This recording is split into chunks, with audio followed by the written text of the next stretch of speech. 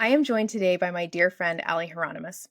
Ally is a culinary artist, content creator, and contributor, and stay at home mom to five, soon to be six beautiful children. Ally, thank you so much for being in my orbit and for joining me today on Cupalo Conversations. Thank you for having me, Lauren.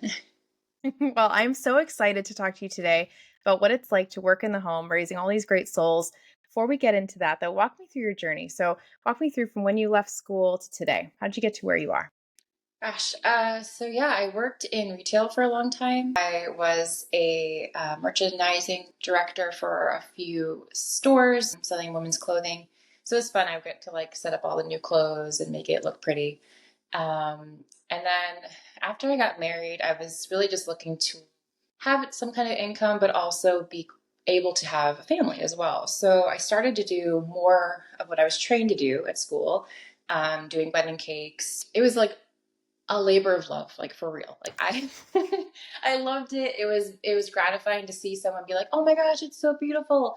But it just took so much out of me. I think it was the second or third wedding I had done. I'd had my first daughter, and I told Mark, I was like, "Listen, you have to remind me not to do this ever again because it's just there's just a lot of things that you don't think of. Like a bride tells you, I want a cake. And then it turns into, I want a tier cake and then another little cake. And then actually like some cookies for the table. And you're like, yeah, sure. And then realizing, oh my gosh, that's a lot more than I can actually do. So it ends up becoming a bigger project. Not to mention like the supplies you need and the ingredients you need and transportation of said cakes. So like it was a lot of fun and I loved it, but it was like, no, I have to stop doing this. For a while, I started to crochet things. I was like, I'll do this. I'll make an Etsy shop and it's not hard to crochet a baby hat. In reality, it wasn't. Like it was, I could make one if I focused in like an hour and a half. But then again, the whole thing of like, okay, packaging and shipping and then getting the word out there to like who knows who to buy your little baby hat when there's like a million people selling baby hats on Etsy. And so when I found Beauty Counter, I was like, oh, this is something that I can just talk about, use myself, share, help solve a problem, and they do the rest. Like I don't have to create it, I don't have to package it, ship it, all of that kind of stuff. So I really saw it as like an answer to a need for our family in that moment. I started working there 2019, I guess winter-ish. So right before COVID hit, really. And I was like, okay, the real reason I started was like, I mean, we're on a one income family and so Ella's our third child. We had just bought a house. Like we had a lot of big life changes happen. And I was like, I can't afford to get a haircut. I would like to get a haircut, like even just once a year, like it's fine. And so my sister actually kind of turned me on to it because she had tried it. She's actually a makeup artist, so it kind of was like that was her thing, and I was like, I can't do that. Like, why would I sell makeup? Like, I'm a pastry chef. Like, I love fashion, I love makeup, but like, I ask you to do my makeup. Like, I don't know what I'm talking about like half the time. And she was like, you don't understand. Like, it's more than that. Like, there's such a great mission with this brand. And she's like, there are so many things we don't know. And I'm like, what are you talking about? And it's true. Like, it's like what's kind of like the thing, like once you know, you can't unknow information. Like that was what happened. I mean, Beauty Counter was like, hey, listen, there's all these chemicals in our regularly like used products. And you're like, what do you mean? What do you like? Isn't what it's at Walmart and Target? Like, aren't they safe? They're giving us cancer. Oh, like that's a big problem. And it wasn't until my dad actually got prostate cancer that it kind of like put the pieces together because he had used like baby powder, for lack of a better word, throughout his whole entire life. I think that was just a thing they did in the 70s. Like, take a shower, douse yourself in powder. And there was actually like a couple lawsuits after he had gone through the whole treatment and everything that was like, oh yeah, there's, asbestos in talcum powder. And I think it was Johnson and Johnson was the company, and they didn't really like say anything in their claims, but people were like, I think it was actually men and women that were getting cancer from these products. And it's like, okay, so this isn't, a gimmick. It's not something that is just a fad for right now. Like people, like it's not going to go away. So that's kind of why I took the leap and was like, okay, I'm going to try it. I'm going to put forward the money to do like marketing stuff and make a website and do more social media stuff just to like see what happens. And literally, I think I did it for four-ish years before the company closed. So, I mean, there were ups and downs throughout the whole thing. And I think that was what was so appealing to the business model is that I could still be at home. I could go into it and work if I wanted to. If I didn't care and like it wasn't like our breadwinning paycheck, I could take off. I could, have a summer if I wanted to. That whole idea was really nice. But I know people that actually used it as an income, like were able to send their kids to private school or take big vacations or things like that. So yeah, it was a journey. Did you find that through that process, did you also get to kind of scratch that entrepreneurial? So outside of just having an extra income, it also give you a different outlet too for your energies because so much of your time again is raising these amazing, but so many of these amazing souls. Do you feel like it was also really good for you again outside of just the money? Yeah. Oh my gosh. I definitely saw that, especially as we went into COVID, to be at home and have this community of other women who were doing the same things I was, trying to, share. Basically, the whole idea of this was to share, solutions, not to be like, look at this product, like you should have it. Like it wasn't an infomercial. It was like, hey, do you have acne and nothing else is working? Or do you have really sensitive skin that like burns when you put, lotion on it? This might help you. And that was really what we all saw as like the motivation. And yeah, I was able to create stuff. I was playing around with makeup. I was learning about skincare, which I actually fell in love with more than makeup. I was like, skin's what's important. Like we need to clean our skin. We need to put vitamin C on our skin. Like it's so much bigger. And yeah, I loved to kind of like piece it together too. Like when I was on social media, it was like, yeah, I'd share about Beauty Counter, but I'd also be like sharing recipes or sharing like a funny, my family calls them Al's tips and tricks because sometimes I say stuff that I think is like a no brainer and they're like, where did that come from? I'm like, I don't know. I thought everybody knew that. So like I was trying to share stuff that was like multifaceted. So it wasn't just like, come and buy my stuff. Which honestly, it didn't even work for me that way. It was more of the person to person, interactions and like sending samples to someone to try or something like that. That was how my business flourished. But yeah, it was a lot of fun. The same thing with like cooking. It's like, it's a fun expression of creativity, as you said. And yeah, it was definitely fun. Yeah, I think that's really important for all people in all walks of life to have something. We're creators, so to actually see something that we make go out there into the wild, whatever form it might be. But I think that's very important and sometimes often underutilized from lots of different people. I know a lot of people who are in a corporate environment all day long. The last thing they want to do is go home and create something. But I actually think that would fill their bucket and would make them feel better about day to day life if they're not super fulfilled in their job. Yeah. With that in mind, do you ever envy people who have a desk job? That's a good question. So not really. I mean, it's actually funny. Like so went to culinary school to be a pastry chef because I literally could not find any other major that I wanted. I was like, I just want to be a mom. Like really, that was what I wanted to do. But my parents were like, that's sorry. Like you've got to do some steps before you can find a husband and do that. Um, so I loved baking. I loved creating stuff. And the school I went to, the Culinary Institute of America, had an actual degree situation. So you could get an associate's or bachelor's degree. And I was like, perfect. However, I didn't actually graduate with any of those degrees. So things happen and it's fine. But yeah, I've never had that desire to be like, I can make a bunch of money and I can, climb the corporate ladder. Like, I'm not a competitive person. Maybe that's why. But I just was like, you know what? I think having a family, having kids, teaching them what is good and true and beautiful, like that was what was important to me.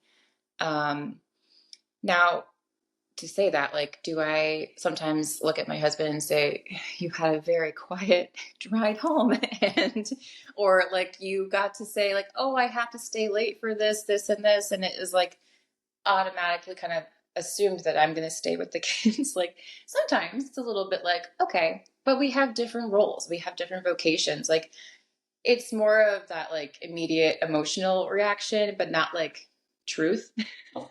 Yeah. So, yeah, I mean, I think everyone's called to different things. I think that's where the truth is like we all have different vocations. Some people are meant to be businesswomen, mothers, all of it together. Some, but it's not what I was called to do. You're one of the most joyful mothers I have ever met, and I've told you this on a couple of accounts. But I mean, and I've known you for years, and I've had a lot of chance, as a witness to see you turn to me and say otherwise. But you've never seemed to begrudge your children. I'm sure you absolutely have your moments, your days, your weeks, your months, your years, even. But how do you keep the joy alive in your vocation? Because it's very clear you knew what you wanted to be, you knew how you wanted to live your life, but how do you hold fast to the joy? Well, I think at the end of it, it's really just staying rooted in my faith. I mean, remembering that I can't do anything good without God, like, and really trying to remember that and then base everything else off of that.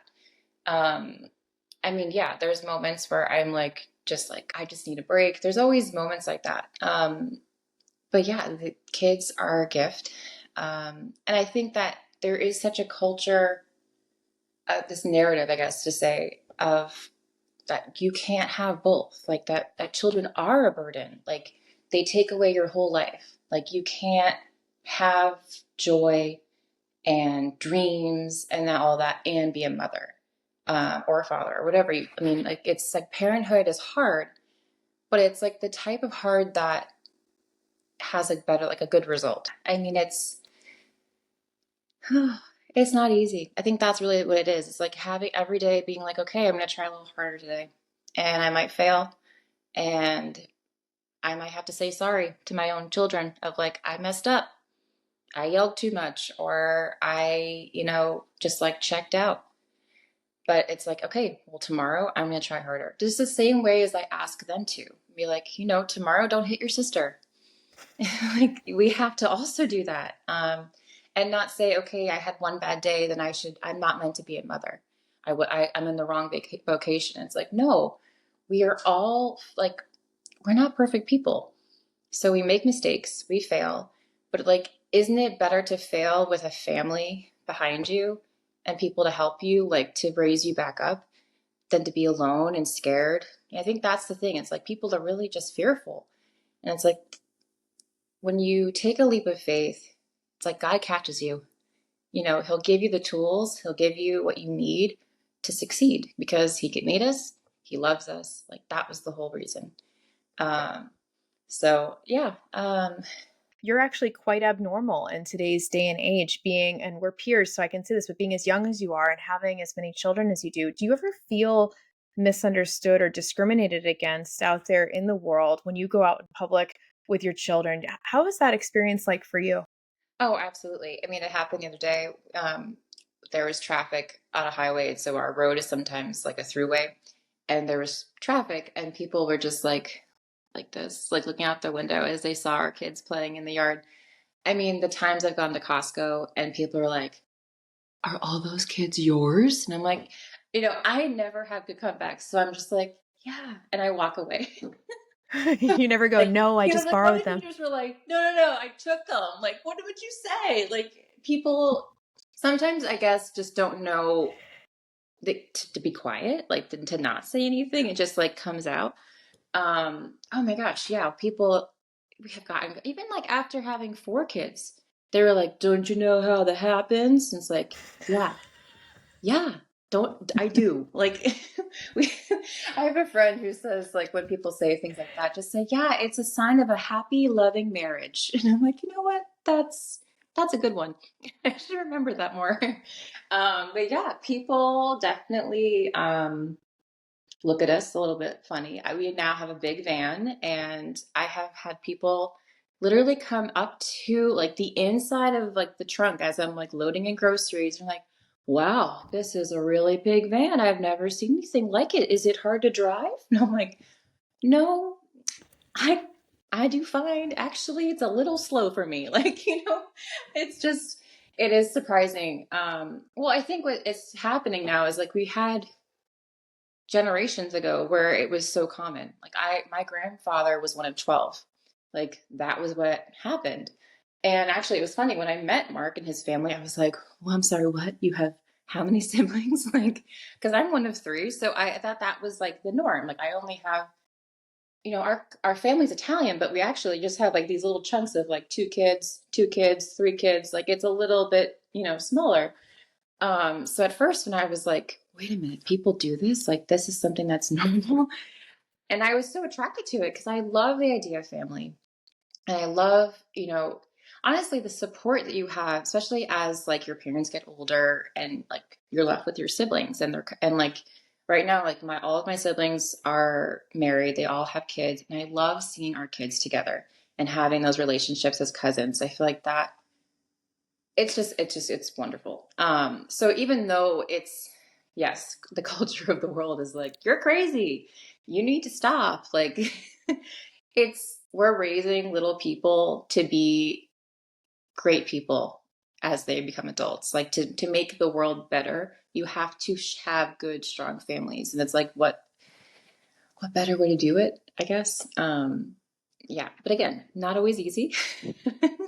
There have been moments where I'm like, oh man, like this is, as much as you love the baby that you're going to have, like you're like, okay, this maybe wasn't the right exact time that I was thinking.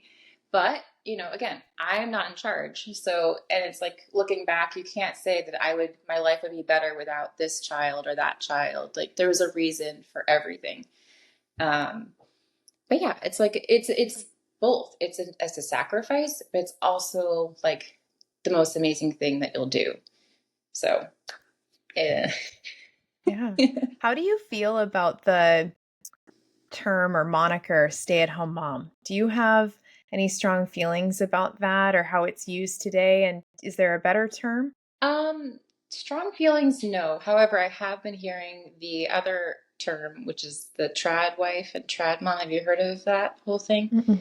There's people are now coining it not stay-at-home mom, but just like the traditional type of mom wife figure, which I guess was the same thing. It means the same thing, like someone who's staying at home with their children to teach them, to nurture them, to be with them versus sending them to like a daycare or have a nanny or something like that. And there's so much controversy based on that for some reason because I think it's kind of the crux of social media because everyone thinks that they see a peak of your life, they have now the ability to share their feelings about it and for some reason what they think is what's true and that everyone should follow. And it's like, no, if someone chooses to stay home and homeschool their children and make homemade bread and like do all that, but also share it on social media, like, okay, there's a level of like, if you share it, you have to be kind of okay with people having reactions, but also like leave people alone. If they want to do that, like let them do it. Like they're not telling you to go do it. They're saying, I'm choosing to do this. This is what I want to do in my life. So yeah, I mean, me personally, I don't have any strong feelings about it. I feel like our culture just loves labeling things.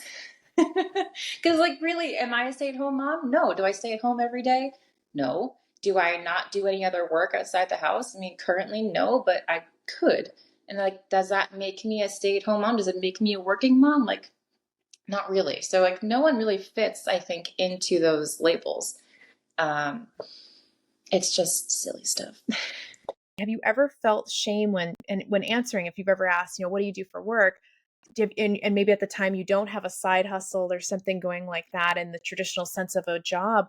How do you feel being asked that particular question? I would say these days I have definitely grown to be more okay with who I am. I think early on I was way more shy, way more worried about what other people thought, and just like, oh yeah, I stay at home with my one kid. Like it felt kind of weird to say that because you're like, because then in a way you're like, well, what else do you do? And it's like it seems, I think in a certain way, unless you have a certain number of kids, it can feel like you're just like cheating a little bit. Um, Not rationally. It's just like, oh, I should be doing more. I think we don't have the permission to be okay with what we're doing. Like, especially as women, I don't think we're ever okay with doing just one thing at a time. Like, you always have to be like unloading the dishwasher, making something on the stove, like, and talking to someone else, and or like, doing. Now that we're homeschooling, I'm like, let's also do your reading lesson while I'm doing this, so I can listen to you, but like I'm not really paying attention totally, like. And it's like, no, we have to give ourselves permission to be like, okay, this is what I'm gonna do, and I'm gonna do my best. And like I have the ability to do. Say I have one child, I have the ability to do my very, very best with this one child that I have right now. Will it change? Absolutely. It really is just a process of like, okay, how okay are you with what you do? And um, I think, yeah, there's certain women that might feel like that's all I do. Like there isn't anything else. And I think it's if you have that like idea of comparing yourself, it can be hard to feel proud that that is what I do. And Yeah. it's worthy work, as you said. Like it's just measuring it in a different way. Yeah. I think all of us struggle with feeling like they're enough, like they're doing enough, that they're showing up big enough in this world, and that's a big part of why there's so much depression and loneliness. And, unfortunately, I think social media you've touched on has made that worse. And that leads me to my next question. Do you feel like raising children nowadays is easier than it was 20 years ago with the advent of all the technology? And what I mean by that is both I see a lot of parents leveraging technology to distract or educate their children, Mhm. be it out at a restaurant or in the home. And then I also see a lot of people leveraging technology for themselves to find community. You mentioned doing, online business like be it with Beauty Counter or marketing your designs on Etsy, reaching customers, reaching community. So, do you think it's easier to raise kids, or is it harder than it was 20 years ago because technology also serves a horrible purpose of making us feel like we're not enough? It's a huge time suck and a major distraction. And it can also leave you feeling very discouraged because of all the ugliness that you can also consume with it. So, what would you say? Is it easier, do you think, or harder? Well, I think technology is helpful in a lot of ways. I think, yeah, as you said, like it helped me start a business from my couch. Like it helped me, get in touch with people.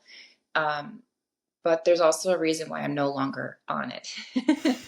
um, and it's not something I really want my children around either, because as you said, I think there's a time and place for it. And I think that there are currently more negative effects to it than positive. Like when I was on it, I was like constantly trying to find things to post. And that was like the trigger for me. It was like, I'm at, apple picking with my family.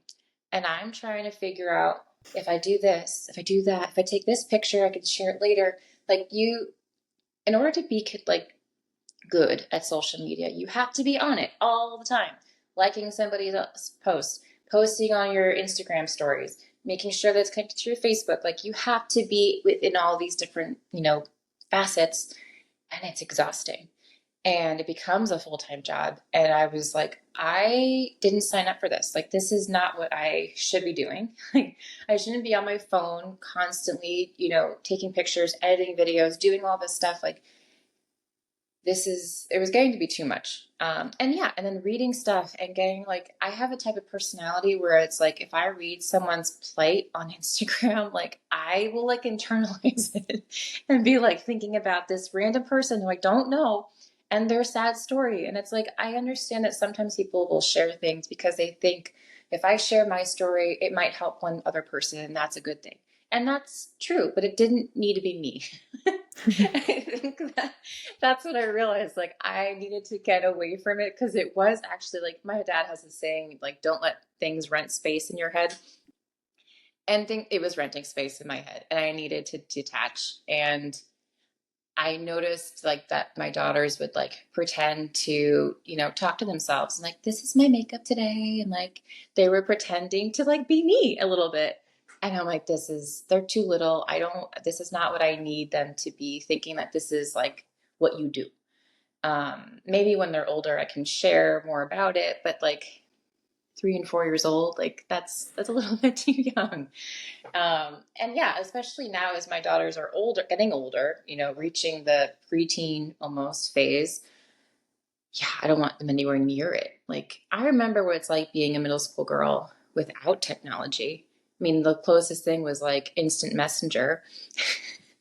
That's like, could you imagine like TikTok, Instagram, all these things that are available to just feel worse about yourself? Like, oh, I don't have that girl's outfit. Ah, poor me.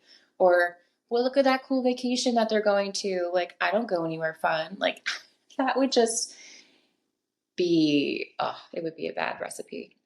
So yeah, I'm definitely we do as limited media as we can. I mean, honestly, we end up watching old like cartoons on YouTube and the old movies, just trying to like, I don't know. It's funny. It's like growing up, we were like, oh, these are so like boring. But now I'm like, no, like these are great. Like watch this. It's better than the junk that's on right now. Um, and yeah, there's just also that whole idea of like, what else is available on there that I can't always monitor, don't want to see myself, let alone my own children. So, yeah, we try to keep it very low key when it comes to that. But I know it's going to happen where they're going to be like, I want a phone, or can I have an iPad? And I'm going to be like, no, not until you're, I don't know, able to buy it yourself. Like, I don't know what the parameters will be, but yeah, it is just like, it's just so funny. I mean, we grew up with it. Like when I stopped using Instagram, it dawned on me that I have been using social media since I was in middle school. Because like Facebook was created when I was in probably sixth or seventh grade. Yeah, it's a long time to be sharing a lot of stuff and photos and all the things. Are there any other endeavors that you've got out there and you kind of your peripheral of wanting to tackle in the near future? Um, my main focus is really to do a great job with homeschooling our kids. I mean, they're at the ages where it's like, kindergarten, you're like, oh, I like learn the letters on your shapes. And it's like, no, third, fourth grade, like you really need to know what's going on and, pay attention. I do also kind of like thrifting on the side, but not to the level of like, I was telling a friend about it. She was like, oh, that sounds fun. I was like, yeah, but like the thrift stores are doing a pretty good job. Like, I don't know if they need me to also be like, look at this stuff I found and made it cuter. Don't you want to buy it for like $100? Because people are probably like, no, I don't. So that's the thing. Like sometimes there's these endeavors that sound fun, but then in reality, they're not profitable. And it's kind of just a time suck. So that's why I'm like, okay, just focus on what we have ahead of us. We have a new baby coming in the spring. Like, that's enough. It's enough for now. Yeah. Yeah, no, for If like sure. Beauty Counter does decide to come back as a company, which it might, I don't know, I could see myself maybe going back into it just because it was such a shame that like my clients basically were like, I really like that stuff. Like it was doing great things for my skin. And me too. I've seen such a difference, honestly, from not using it. Like, I think the beauty of flexibility is like, I can do something on the side if I so desire, or I can not. Like luckily have the ability to say that. I know that some people are not that fortunate and they need two incomes just to, get through their mortgage payments or their bills. We've had those years too. Honestly, that was kind of, as I said, like before, that was kind of the trigger of like, okay, we are living on one income, but there's really nothing extra. Like there's no like, oh, I need to go get something, or go grab a coffee or whatever. Like it was like just basics. And so, yeah, it helped. And I felt like I was also contributing a little bit too. Like I liked being able to say, like, yeah, I did, earn a paycheck. I haven't done that in a while. So it was nice to say that like I was helping out. Um, but at the same time, like it was unnecessary. So Yeah. yeah. Yeah. Well, my last question for you today, what do you wish we've talked a little bit about feeling misunderstood or discriminated against when you've gone to the store and you're getting out of the car, or even when you're in your own damn yard, you've got your kids there, people are gawking at you. What do you wish people understood better about your situation? Um, I guess my thing that I would love is just if people would just like leave us alone. Like, like I don't want people to see us and then think automatically like we're either doing something good or something bad. It's like kind of like if you have nothing nice to say, like don't say anything. Like we've had a couple of really wonderful times where I had a woman came up to me and she was like, "Are these all your kids?" And I was like, "Yeah." And like getting ready for her to be like, "Oh my gosh!" Like, and she was like, "You are so lucky. You are just so lucky." And I was like, "Thank you for saying that because usually that's not what people say to us." And it's like, I would appreciate if you have thoughts about my family and my family size, to please keep them to yourself unless they're kind. Because it's like the thing is, I'm realizing now as our kids are no longer babies, like they're listening too, and I don't want them to feel a stigma to like that they're weird or something like that because they have a bunch of siblings. Or honestly, I think like deeper is even that they have a bunch of siblings close together. Like I've seen a couple people be like, "Are those two twins?" And I'm like, "No, they're almost 2 years apart." But yeah, sure, go for it. Like, it's just like unnecessary conversations. Because there's really no reason to know deeper. I mean, like I don't know. I guess it's like the double-edged sword of like having the community, people talking to you, having like being friendly. I guess I didn't grow up that way. I grew up outside New York City. Like you keep walking. You don't talk to people unless like there's a shared reason for you to talk to that person. Like you're in line for a bagel or something like that. Like you don't just see someone on the road and say, I'm gonna tell you what I think about you. Like that's just not what you do. So I guess I don't know. That's my personality of like, just be quiet. I don't know. Or say Yeah. something nice. But yeah, I haven't, yeah, nothing else more to share about it. It's just, it is interesting. I'd heard stories of people saying like, oh yeah, just wait, just wait. After 4 kids, people really will share what they think. And I'm like, no, it's just like, there must be in certain places where there's like no other big families, but no, it doesn't matter where you are. Yeah.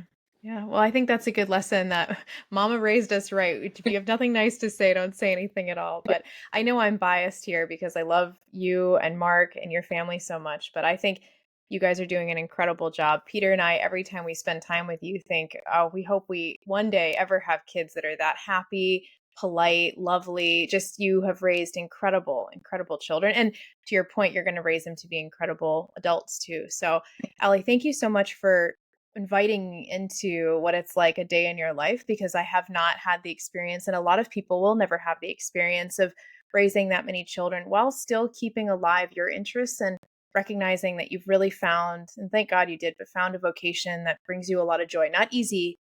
Life is not easy, but it brings you the kind of joy that I've been a witness to. So thank you for being in my life and for joining me today on Cupalo Thank you so Conversations. much. It's been so fun talking to you.